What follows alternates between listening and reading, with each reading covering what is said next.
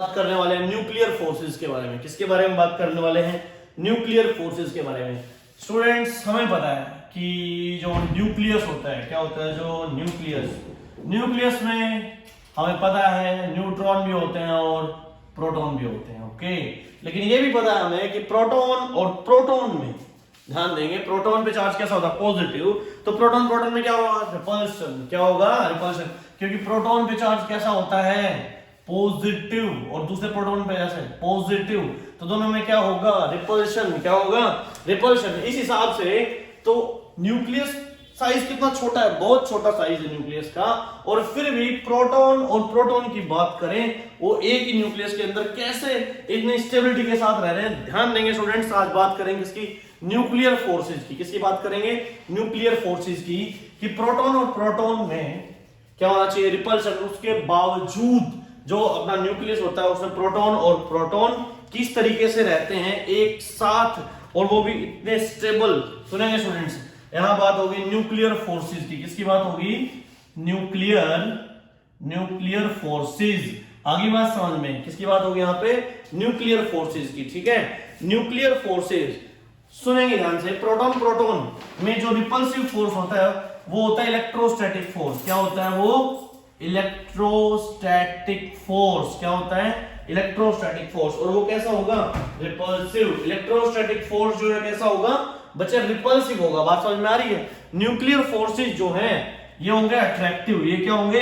Attractive. बात समझ में आ रही है? फिर ध्यान देंगे, प्रोटॉन में क्या होगा? रिपल्शन। क्या होगा? रिपल्शन। आगे बात समझ में क्लियर है? और न्यूक्लियर फोर्सेज जो होंगे वो कैसे होंगे? अट्रैक्टिव। कैसे होंगे? अट्रैक्टिव। एक बात का और ध्यान रखेंगे, प्रोटॉन और प्रोटॉन में ध्यान देना, प्रोटॉन और प्रोटॉन में रिपल्शन हो रहा है। क्या हो रहा है? रिपल्शन। मतलब ये प्रोटॉन इस प्रोटॉन को रिपेल करवाएगा, राइट साइड फोर्स, ये मतलब क्या होगा? रिपल्शन।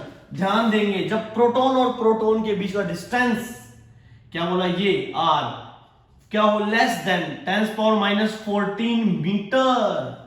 10⁻⁻14 मीटर से क्या होगा? कम। क्या होगा?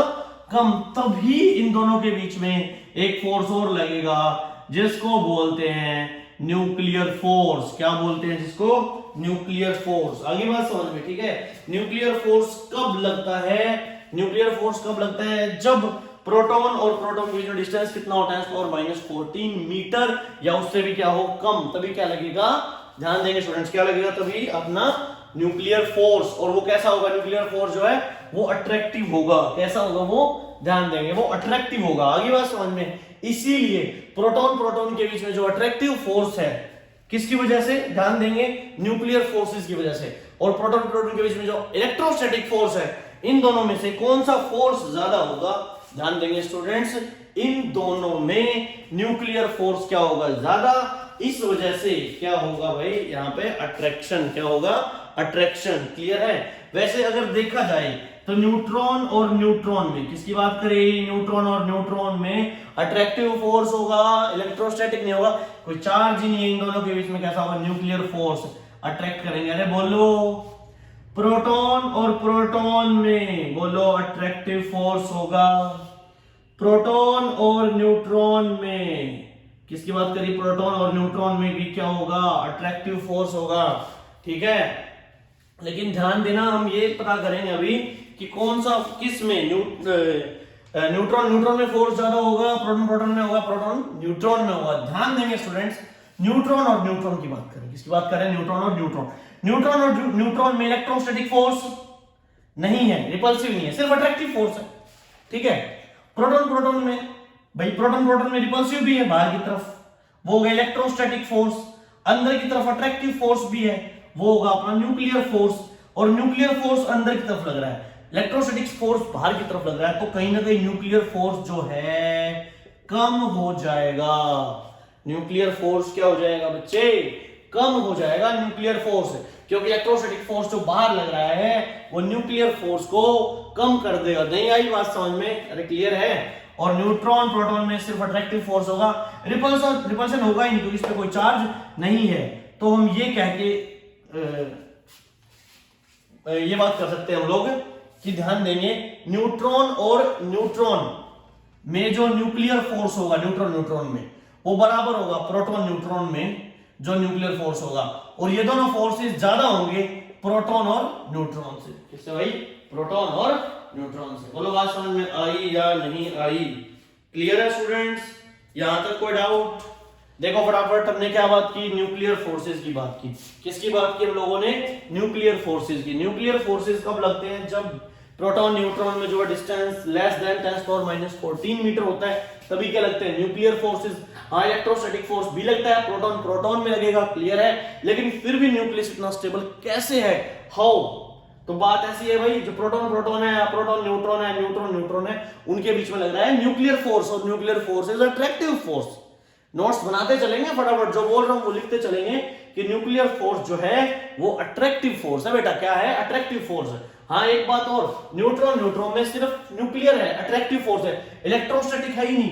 प्रोटॉन न्यूट्रॉन में सिर्फ न्यूक्लियर है, अट्रैक्टिव फोर्स है, इलेक्ट्रोस्टैटिक है ही नहीं। यहाँ पे है, सॉरी गलत लिख दिया क्या मैंने?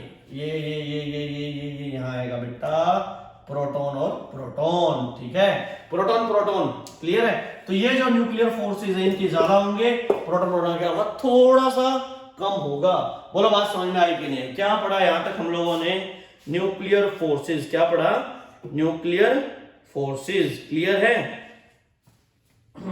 अच्छा, न्यूक्लियर स्टेबल क्यों है? ध्यान देंगे, न्यूक्लियर स्टेबल इसीलिए है क्योंकि उनके बीच में कैसा फोर्स है? अट्रैक्टिव फोर्स है। और प्रोटॉन और न्यूट्रॉन को मिलाकर हम बोलते हैं न्यूक्लियॉन्स। क्या बोलते हैं बच्चे? न्यूक्लियॉन्स। क्या बोलेंगे? न्यूक्लियॉन्स बोलते हैं, ठीक है। Proton neutron, nucleons. इसीलिए बोला जाता है कि जो न्यूक्लियर फोर्स है वो न्यूक्लियॉन्स के बीच में होता है। किसके बीच में होता है? न्यूक्लियॉन्स के बीच में, ठीक है। न्यूक्लियॉन्स मतलब न्यूट्रॉन और प्रोटॉन बोथ। बोलो यहां तक बात समझ में आई कि नहीं आई? अच्छा, ये भी अपने को बात समझ में आ गई कि न्यूट्रॉन का जो फोर्स है या प्रोटॉन और न्यूट्रॉन का जो न्यूक्लियर फोर्स है वो दोनों का बराबर होगा, लेकिन थोड़ा सा ज्यादा होगा प्रोटॉन के फोर्स से, क्योंकि प्रोटॉन और प्रोटॉन में जो है इलेक्ट्रोस्टैटिक फोर्स भी है, जिसकी वजह से रिपल्शन होगा। अट्रैक्टिव फोर्स अंदर, रिपल्सिव फोर्स बाहर। तो अट्रैक्टिव फोर्स में से रिपल्सिव फोर्स थोड़ा सा क्या हो जाएगा? कम हो जाएगा। बोलो बात समझ में आई कि नहीं? ठीक है। Because of nuclear force between nucleons, nucleus is more stable. क्या कह रहे हैं हम लोग? बिकॉज ऑफ, हाँ लिख ले, कोई दिक्कत नहीं है। Because of nuclear force, because of nuclear force between nucleons, because of nuclear force between nucleons, ठीक है। Nucleus is stable. तो मतलब जो न्यूक्लियस है वो क्या होगा? स्टेबल। किस वजह से? कि उनमें जो अट्रैक्टिव फोर्स लग रहा है न्यूक्लियर फोर्स, उसकी वजह से, क्लियर है। अच्छा, उसके बाद प्रॉपर्टीज ऑफ न्यूक्लियर फोर्सेस, ठीक है, ध्यान देंगे। प्रॉपर्टीज में जैसे आपको बता दूं मैं, कोई भी सिस्टम स्टेबल कब होगा? क्या बोला मैंने? कोई भी सिस्टम स्टेबल कब होगा? ध्यान देंगे, उसमें एनर्जी जो है क्या होगी? मिनिमम। एनर्जी जो क्या होगी? मिनिमम होगी। क्या होगी भाई? मिनिमम होगी। आई बात समझ में? अगर किसी भी सिस्टम में एनर्जी क्या होगी? ज्यादा, तो वही क्या होगा? अनस्टेबल हो जाएगा। क्या हो जाएगा? अनस्टेबल, ठीक है। चलो आ गया होगा आपको समझ में ये। अभी हमने बात करी न्यूक्लियर फोर्सेस की, ठीक है। न्यूक्लियर फोर्सेस तभी लगते हैं जब डिस्टेंस क्या हो बेटा? बहुत कम हो। डिस्टेंस क्या हो? बहुत कम हो, क्लियर है। यहां तक कोई डाउट? उसके बाद एक टॉपिक और हमने पढ़ा था, मास डिफेक्ट। पढ़ा तो नहीं था, थोड़ी बात की थी। किसकी बात करें हम लोग? मास डिफेक्ट, ठीक है। किसकी बात हो रही है यहाँ पे? मास डिफेक्ट की। ये क्या होता है? देखो सुनो, एक इक्वेशन थी, साइंटिस्ट का नाम आप लोग कमेंट में देंगे, कौन सा साइंटिस्ट था, किसने इक्वेशन दी? E is equals to delta mc square. क्या भाई? E is equals to delta mc square. ध्यान देंगे स्टूडेंट्स, डेल्टा m जो होता है वो होता है मास डिफेक्ट। क्या होता है? मास डिफेक्ट, मतलब चेंज इन मास बोल सकते हैं हम लोग। लेट, अगर कोई भी सब्सटेंस अपने पास 5 ग्राम है, कुछ टाइम रेडियोएक्टिव है, और वो कुछ टाइम के बाद 1 ग्राम रह गया, तो 4 gram, according to this equation, according to E is equal to delta mc square, mass can be converted into, mass can be converted, मास को हम कन्वर्ट कर सकते हैं एनर्जी में। ऑपोजिट भी हो सकता है, energy can be converted into mass according to this equation. E is equals to delta mc square. Clear है? यहां तक कोई डाउट? अब देखो 5 ग्राम सब्सटेंस था, 1 ग्राम सब्सटेंस रह गया, इसका मतलब 4 ग्राम से हमें क्या मिल गई? एनर्जी। 4 ग्राम जो सब्सटेंस है वो किस में कन्वर्ट हो गया? वो एनर्जी में। किसमें हो गया? एनर्जी में। बोलो बात समझ में आई कि नहीं आई? क्लियर है? उसके बाद काफी बेसिक सी बातें, जैसे मैं बोल दूं एक्स जेड ए, क्या बोल दूं? एक्स जेड ए बेटा, ठीक है? जहां पे जो जेड होता है ये होता है atomic number, x Z A. Z क्या होता है? अपना एटॉमिक नंबर। क्लियर है? ए क्या होता है? अपना मास नंबर। क्या होता है? Mass number. ठीक है? मास नंबर में क्या होगा? ए इज इक्वल्स टू, इसमें क्या क्या होते हैं? न्यूट्रॉन और प्रोटॉन। क्या होते हैं? न्यूट्रॉन प्लस प्रोटॉन, और जितना जेड उतने प्रोटॉन। आगे बात समझ में? ठीक है? तो A is equals to n, मतलब न्यूट्रॉन, मतलब मैं कह सकता हूं कि n प्लस जेड। अरे बोलो आया कि नहीं आया समझ में? क्लियर है? यहां तक कोई डाउट? फटाफट A is equals to n plus Z. यहां से हम न्यूट्रॉन निकाल सकते, कोई बड़ी बात ही नहीं। न्यूट्रॉन इज इक्वल्स टू क्या हो जाएगा? A जेड को उधर, तो ये हो जाएगा A माइनस जेड। बहुत सिंपल। क्लियर है? यहां तक का फटाफट नोट डाउन करेंगे। यहां से हमने न्यूट्रॉन निकाल लिए। न्यूट्रॉन क्या हो गए? A minus Z. देखो यहां तक कोई डाउट हो तो फटाफट जल्दी से, फास्ट। कोई डाउट भाई? नहीं? ठीक है, चलो हटा देता हूं इसको। अभी निकालेंगे हम थ्योरेटिकल मास। सुनो ध्यान से।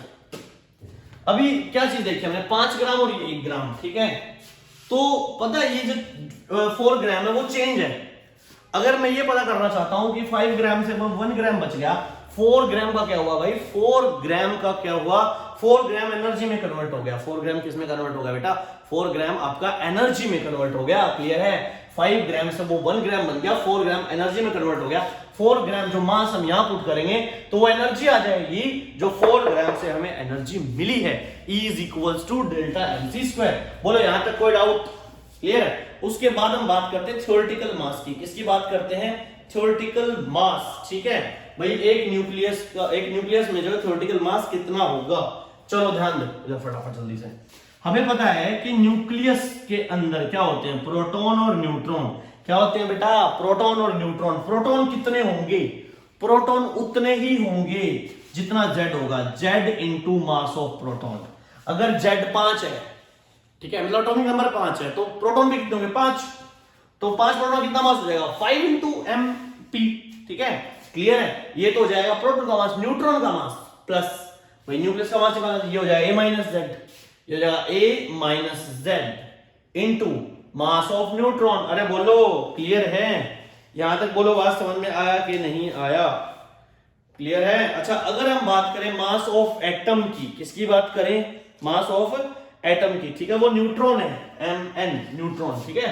Z इंटू mp, मतलब प्रोटॉन कितने उनका mass, plus A minus Z into Mn, neutron कितने हैं उनका मास। क्लियर है स्टूडेंट्स? तो ये हो जाएगा अपना थ्योरेटिकल मास। क्या हो जाएगा? थ्योरेटिकल मास। क्लियर है? यहां तक कोई डाउट? फटाफट देखो जल्दी से। If any doubt please tell me, और कमेंट कर देना भाई, मैं आपका कमेंट देख लूंगा। ठीक है? ओके चलो यहां तक आ गया समझ में? कोई डाउट? हाँ भाई। अच्छा, उसके बाद बात करते हैं प्रैक्टिकल मास।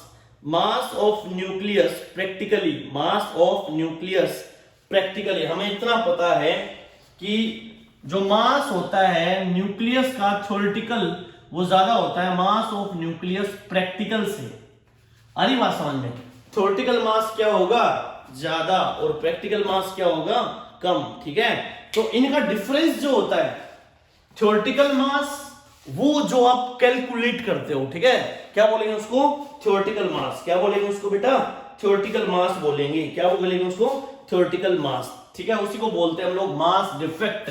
जो इनका जो चेंज होगा उसे क्या बोलेंगे बेटा? Mass defect. ठीक है? थ्योरेटिकल मास जो है वो क्या होगा? ज्यादा होगा। किससे? प्रैक्टिकल मास से। किससे ज्यादा होगा बेटा? प्रैक्टिकल मास से। और जो इनका चेंज होगा वो क्या बोलेंगे उसको? Mass defect. क्या बोलेंगे? Mass defect. मतलब जो डेल्टा एम की बात कर रहे हैं यहां पे, मतलब डेल्टा एम हो जाएगा, delta M is equals to mass of nucleus theoretical minus mass of nucleus practical. अरे बोलो बात समझ में आई या नहीं आई? क्लियर है स्टूडेंट्स? मेरे हिसाब से यहां तक आपको कोई भी डाउट नहीं होना चाहिए। क्लियर है? देखो फटाफट, कोई डाउट हो तो फिर इससे आगे शुरू करेंगे। फटाफट देखो जल्दी से। तो स्टूडेंट्स आगे बात करते हैं हम लोग इस फॉर्मूले के बारे में। देखो फटाफट जल्दी से हटा दो इसको। E is equals to M C square. देखो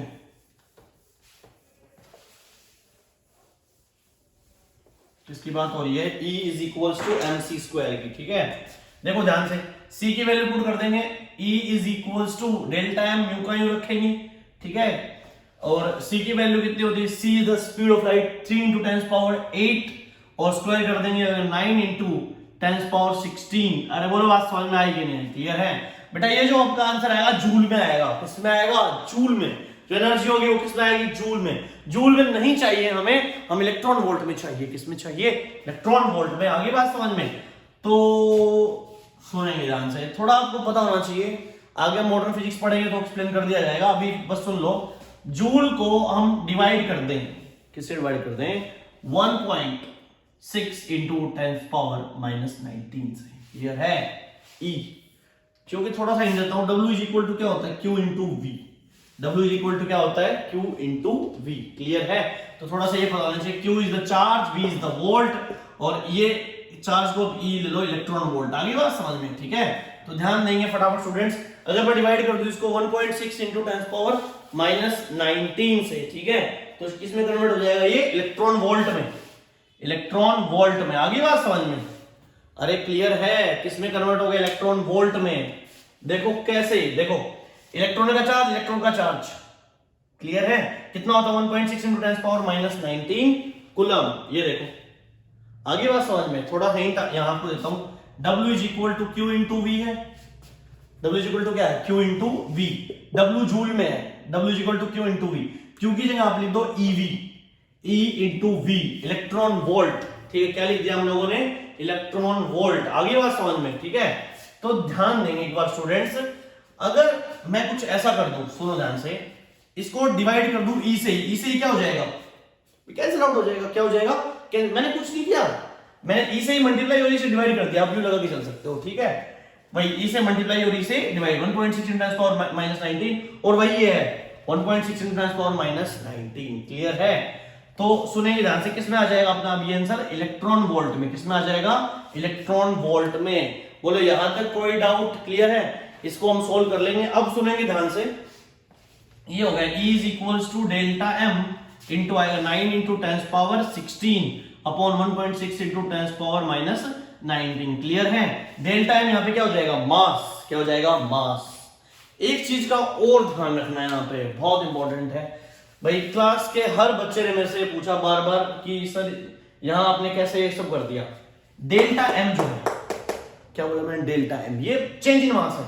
क्या है? चेंज इन मास। ठीक है, अगर मैं ये बोलूं कि एक न्यूट्रॉन का मास कम हो गया, एक प्रोटॉन का मास कम हो गया, ठीक है, MP, मतलब एक न्यूक्लियस था, उसमें से इतना मास कम हो गया जितना एक मास ऑफ प्रोटॉन होता है, तो इसका मतलब वो मास ऑफ प्रोटॉन कम हुआ है उसमें से, तो उसकी क्या बन गई?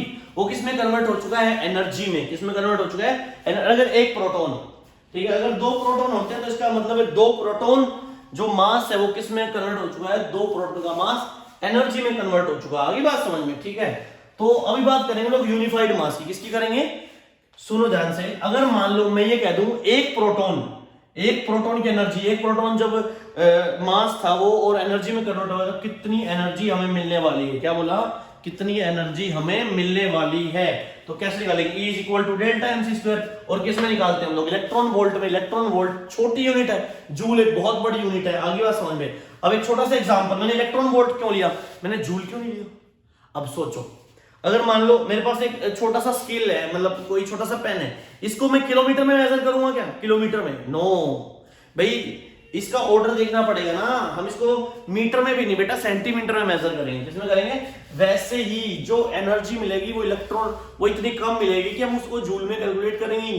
ठीक है, उसको किसमें करते हैं हम लोग? इलेक्ट्रॉन वोल्ट में। इसीलिए उसका ऑर्डर देखते हुए उसको इलेक्ट्रॉन वोल्ट में ही क्या करते हैं बेटा? इलेक्ट्रॉन वोल्ट में ही मेजर करते हैं। बोलो यहां तक बात समझ में आई कि नहीं आई? ठीक है, मान लो कोई एक प्रोटॉन लगा लो, ठीक है, तो हम यहाँ पे डेल्टा क्या करेंगे? एक प्रोटॉन है 1 इंटू, ध्यान देंगे ये हो जाएगा 9 into 10 power 16 upon 1.6 into 10 power minus 19 into एक प्रोटॉन का मास एक थोड़ी ना होता है यार, 1 इंटू कितना होता है बताओ फटाफट, 1.67 लगा लो इंटू 10 पावर माइनस 27 kg। अरे क्लियर है, हमें ये पता है कि ये मास भी चेंज नहीं होगा, mass of neutron nearly equal to mass of proton लेंगे, ना ये वैल्यू चेंज होगी और ना ये वैल्यू, ये सब कुछ चेंज नहीं होगा। क्लियर है, या 1 की जगह 2 आ जाएगा, 2 है तो अगर 3 होंगे तो 3 आ जाएगा, 4 होंगे तो 4 प्रोटॉन, तो यहां से 5 होगा तो 5 आ जाएगा। ठीक है, तो इसको भी हम डेल्टा एम ही लिखेंगे, क्या लिखेंगे, डेल्टा एम, यूनिफाइड मास बोलते हैं, तो ये हो जाएगा E is equals to delta M. Delta M और डेल्टा एम सुनो ध्यान से, ये नंबर होगा यूनिफाइड मास, क्या बोलेंगे इसको, यूनिफाइड मास, और इसको पूरा सोल्व कर लेंगे कंप्लीट, आ जाएगा 931.5 मेगा इलेक्ट्रॉन वोल्ट। कितना आ जाएगा, 931.5 मेगा इलेक्ट्रॉन वोल्ट, इसको सोल्व करने के बाद। ठीक है बेटा, ये यहां से आपके एनसीईआरटी के क्वेश्चन सोल्व हो जाएंगे। क्लियर है, एनसीईआरटी के एक क्वेश्चन मैं करवा दूंगा वीडियोस में ही, लेकिन ये फॉर्मूला ध्यान रहे इंपॉर्टेंट है। अगर बात करें कि भाई मान लो 4 न्यूट्रॉन जो है कम हो गए हैं, ठीक है, कितने न्यूट्रॉन कम हो गए, 4, तो वहां पे यूनिफाइड मास दिया होगा, वही डेल्टा एम आप यहां पे पुट कर सकते हो। एक का इतना तो 4 का कितना होगा, क्लियर है, तो वो यहाँ पे पुट कर सकता, तो आंसर अपना किसमें आ चुका है, मेगा इलेक्ट्रॉन वोल्ट में। किसमें आ गया बेटा, मेगा इलेक्ट्रॉन वोल्ट में। ठीक है, मैं इरेज कर रहा हूँ ये, ओके। एक बात और, ये थोड़ा सिंप्लीफाई करके समझाया आप लोगों को, नहीं तो समझ में नहीं आने का। ठीक है, E is equal to delta MC square से, ठीक है, फिर इसे डिवाइड किया ताकि इलेक्ट्रॉन वोल्ट में आ सके। इलेक्ट्रॉन वोल्ट में फिर हमने बात की कि एक का कैसे निकालेंगे, एक की वजह से एनर्जी अगर 10 हो तो कैसे, फिर हमने मास से मल्टीप्लाई कर लिया, और जैसे मान लो एक है यूनिफाइड मास बोलते हैं इसको, अब इसको क्या बोलेंगे यहाँ पे, यूनिफाइड मास। ठीक है, हटा दूं मैं इसको, ओके चलो। उसके बाद बात करते हैं हम लोग बाइंडिंग एनर्जी की। किसकी बात करते हैं बेटा, बाइंडिंग एनर्जी की। ठीक है, बाइंडिंग एनर्जी सुनो ध्यान से, बाइंडिंग एनर्जी वो एनर्जी होती है, मतलब हम ये बोल सकते हैं किसी भी सिस्टम को तोड़ने के लिए, ब्रेक करने के लिए, या उसको जोड़ने के लिए जो भी एनर्जी का चेंज हो गया, हम लोग उसको binding energy. Energy release during the formation of nucleus is known as binding energy, ये बोल सकते हैं। एनर्जी रिलीज्ड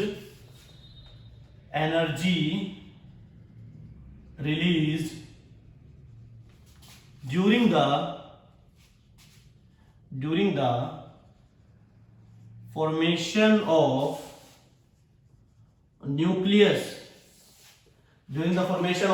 nucleus, क्या बोलेंगे उसको, बाइंडिंग एनर्जी। क्या बोलेंगे, बाइंडिंग एनर्जी। क्लियर है, बोलो बात समझ में आई या नहीं आई, क्लियर है। और एक चीज और, इतना पता है हम लोगों को कि सर एक तरीके से देखा जाए कि कोई भी न्यूक्लियस मान लो जब स्टेबल होता है तो क्या रिलीज होती है, स्टेबल होता जाएगा, रेडियो एक्टिविटी हमने पढ़ी है, तो अगर वो स्टेबल होगा तो उसमें से क्या रिलीज होगी, एनर्जी। क्या रिलीज होगी बेटा, उसमें से एनर्जी रिलीज होगी during the formation of nucleus. ठीक है, तो उसे बोलेंगे बाइंडिंग एनर्जी। फिर एक क्वेश्चन है आप लोगों से कि इस हिसाब से तो ये हो गया बाइंडिंग एनर्जी इतनी ज्यादा होगी, क्या बोला मैंने, बाइंडिंग एनर्जी जितनी क्या होगी, ज्यादा होगी, उतना ही जो है न्यूक्लियस क्या होगा, स्टेबल। फिर तो ये बात हो जाएगी, लेकिन ये बात सरासर गलत है। हम ये नहीं कह सकते कि जितनी ज्यादा बाइंडिंग एनर्जी होगी उतना ही न्यूक्लियस क्या होगा, स्टेबल। ये बात सही नहीं है। तो सर कैसे पता चलेगा कि कौन सा न्यूक्लियस स्टेबल है, कौन सा न्यूक्लियस स्टेबल नहीं है। हम क्या फाइंड आउट करते हैं, बाइंडिंग एनर्जी पर न्यूक्लियन।